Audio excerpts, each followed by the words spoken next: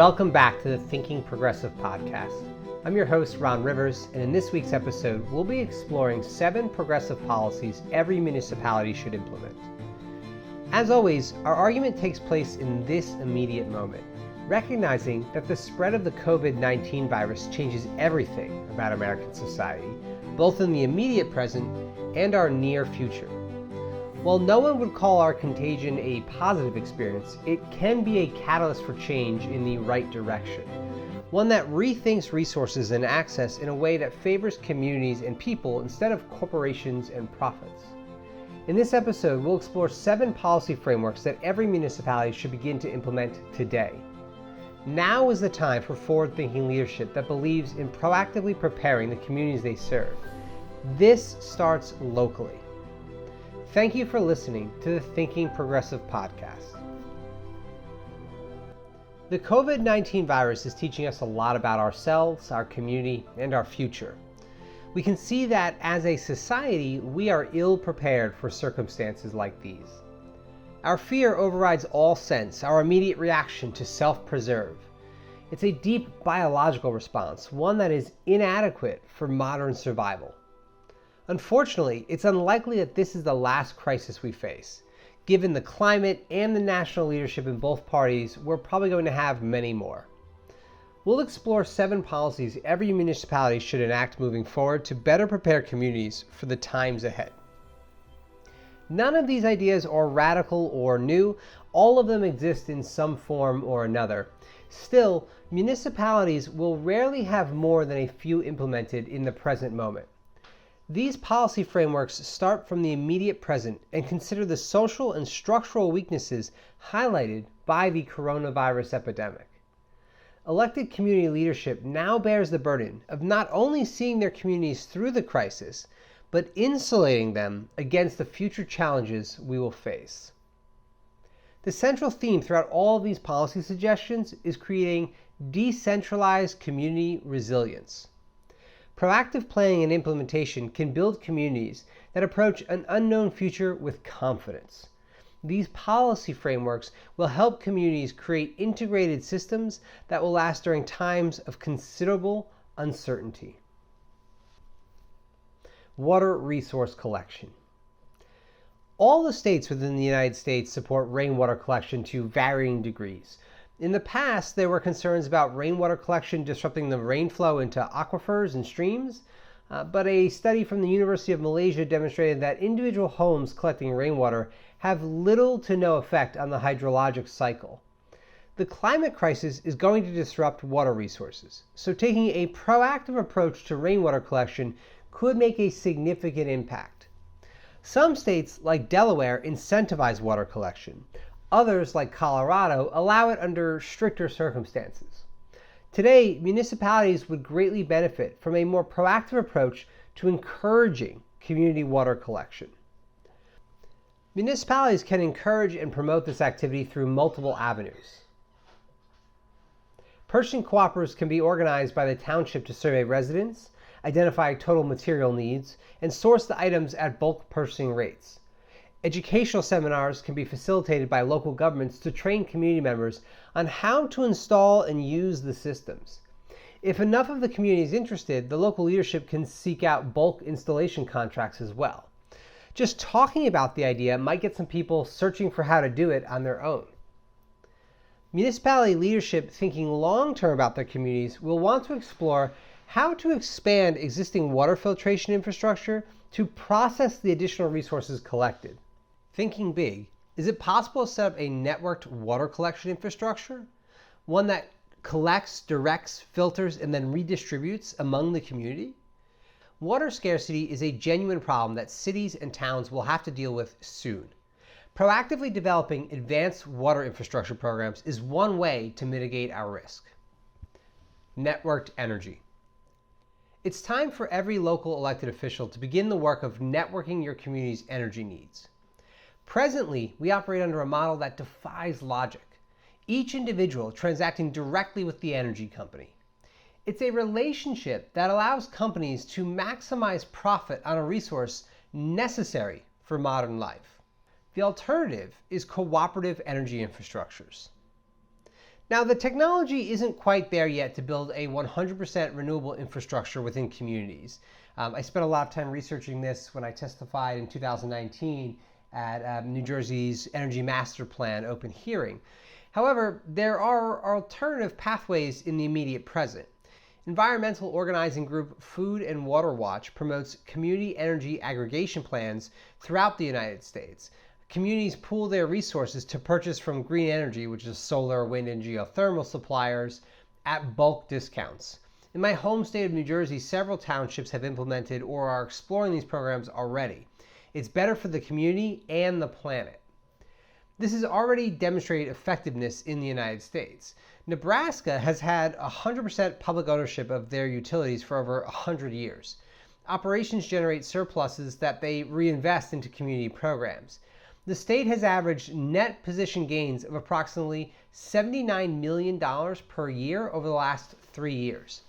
Before we build any physical networks, we need to build community networks.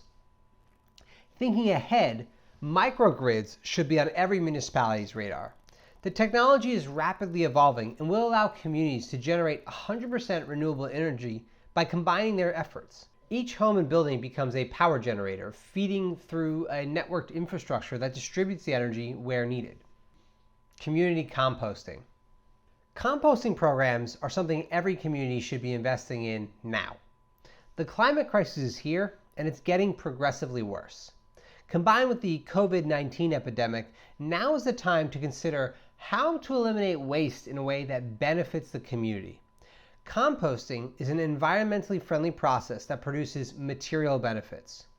According to the Public Interest Research Group, the system of collecting, landfilling, and incinerating waste is a costly one that contributes to global warming and creates toxic air and water pollution.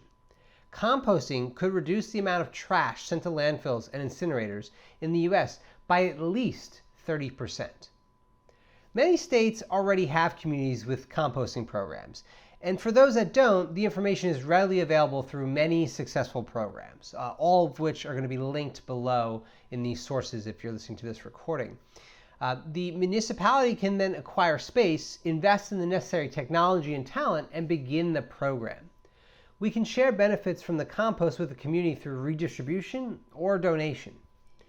And while there are for-profit composting options, the process should be a socially funded vertical. If we're genuine about our circumstances, environmentally friendly waste removal is a necessity. Why include a profit incentive? The time to break free of our profit-centric approach was yesterday, but we can start today with these options. Community internet. We're all already familiar with the internet, a global network of information, communication, commerce, entertainment, and more. Today, we rely on a handful of for-profit companies to manage our communications infrastructure and progress. A community internet allows the entire municipality to stay connected and in contact with each other during a crisis. It also allows for faster speeds and lower costs for all participants. It may be difficult, but try and imagine a scenario where a pandemic has forced companies vital to American society to close. Today, we rely on Facebook as our primary community communication platform. Mark Zuckerberg is part of an elite ruling class. His interests do not align with the average American. If the crisis teaches us anything, it's that we need to eliminate society's reliance on economic and political elites. We should also consider the fact that our present crisis is not our last. What would happen if another hurricane or other major disaster hit the United States right now? We can pose the same question to any nation, really, and the answer always remains the same. Now is the time to build systems that network communities together. There's a website called startyourown.isp.com. It's an excellent website with full details on creating your own internet service provider. Municipal leaders have a blueprint on how to begin this work today. Official volunteer corps. Now, one positive of the pandemic is our communities are coming together in times of need. If you observe your local Facebook group, it's refreshing to see people stepping up to help others. Everything from grocery shopping, sharing resource information, and amplifying community messages. Your municipality may already have a volunteer list that you can sign up for today. Usually, these services focus on supporting elderly community residents and the economically disenfranchised. Our ability to come together in need is impressive, but can we keep the momentum going and establish a standing volunteer corps?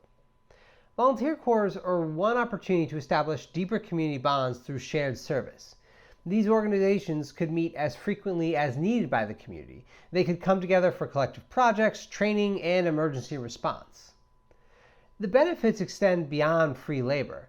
Connecting more people in the community on a personal level is an intangible benefit as well, one that really shows in times of needs. Like many community fire departments, the Volunteer Corps provides an opportunity for groups to develop within communities. Community food initiatives. The future of food is uncertain. The climate is bringing about permanent temperature shifts that will change where and how food can be grown in specific geographic regions. The result will almost certainly be food shortages that will impact millions of people globally. Now is the time to enact several forms of community food initiatives.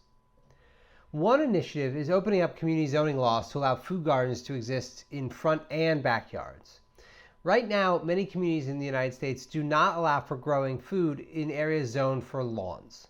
According to a University of Montana study, approximately 40 million acres of lawn exist in the United States.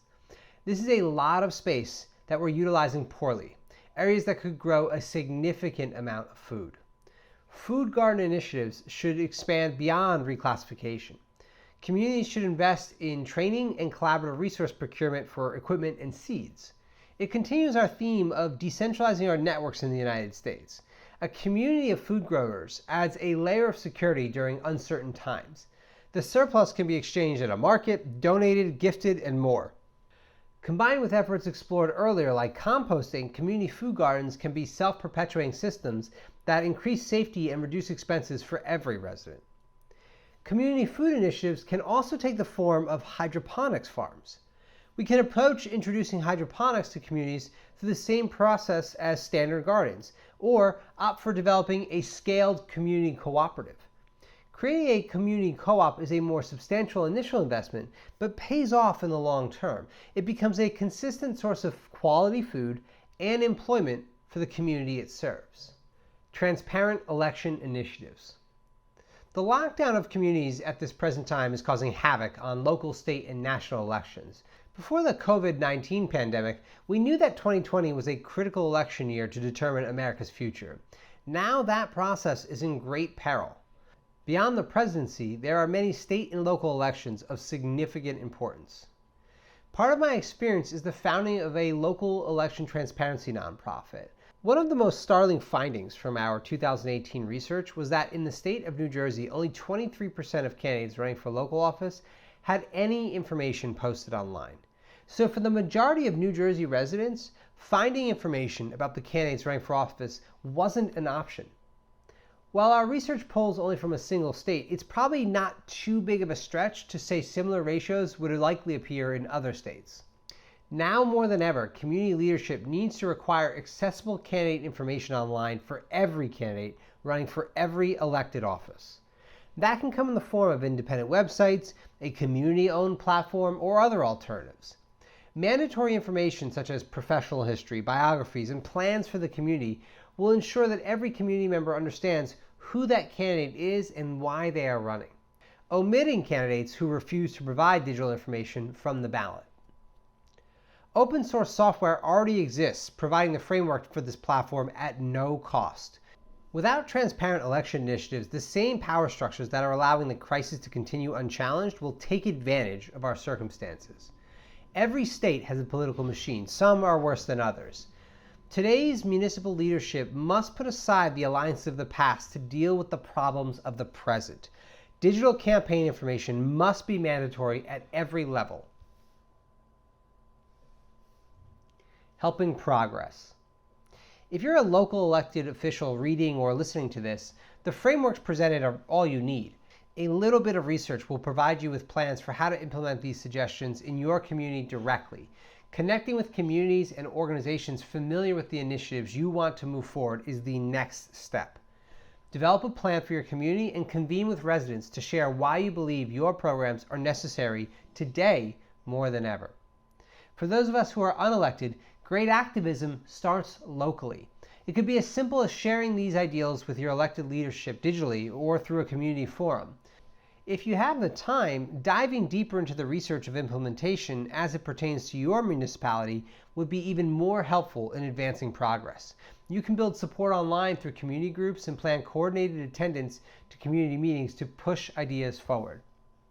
COVID-19 is going to change many things in the United States, but every crisis presents humanity with new opportunities. Progressives will benefit by taking the initiative today to reshape community policies to prepare us for the future better.